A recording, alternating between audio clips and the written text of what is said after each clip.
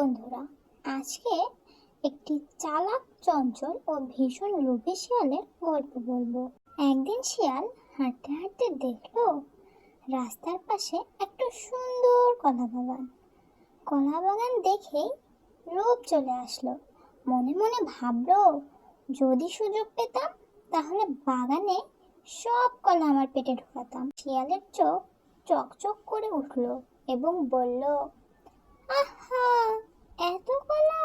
আজ তো মহাভোজ হবে। মনের সুখে সব কলা খাবো মাইরি। শিয়াল প্রথমে বাগানে ঢুকতে চাইলো, কিন্তু চারপাশে ছিল উঁচু বেড়া। শিয়াল ভাবে, আমার মতো চালাকের জন্য এই বেড়া কিছুই না। খুঁজে দেখি কোনো উপায় বের করা যাবে কিনা। সে অনেক চেষ্টা করলো, শেষে ছোট্ট একটা ফাঁক খুঁজে পেল। কিন্তু সমস্যা হলো, ফাঁকটা এতটাই সরু যে মোটা পেট নিয়ে ঢোকা সম্ভব হচ্ছে না। তখন শিয়াল দুঃখ করে বাড়ি গিয়ে 2 দিন উপসে রইল। 2 দিন পর শরীর চিকন হয়ে গেল। এবার ফাঁক দিয়ে ঢুকে পড়ল বাগানের ভেতরে গিয়ে কলা খেতে শুরু করলো। 1, 2, 3 যত খেতে থাকে পেট তত ফুলতে থাকে। খাওয়া শেষে বের হওয়ার সময় আবার সে ফাঁক দিয়ে বেরোতে গেল, কিন্তু এবার তো পেট মোটা হয়ে গেছে। কিভাবে বের হবে? সে আটকে গেল।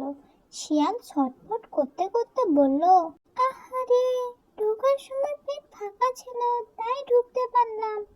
এখন বের হতে হলে আবার উপোস করতে হবে। 3 দিন পর অবশেষে পেট কমলো। শিয়াল বের হয়ে এলো। বের হয়ে সে দীর্ঘশ্বাস ফেলে বলল, হায় রে, এত খেয়ে শেষ পর্যন্ত কিছুই হলো না আমার। যেমন গেছিলাম ফাঁকা হাতে, তেমনই ফিরলাম ফাঁকা হাতে। ছোট্ট বন্ধুরা, তোমরা কি শিখলে? লোভ করলে যা পাওয়া যায় শেষ পর্যন্ত কিছুই হাতে থাকে না। শিয়ালের মতো মজা পেলেও বুদ্ধি না থাকলে শেষে লজ্জায় পড়তে হয়। এরকম আরো মজার মজার গল্প পেতে আমাদের চ্যানেলটিকে সাবস্ক্রাইব করে সাথেই থাকো।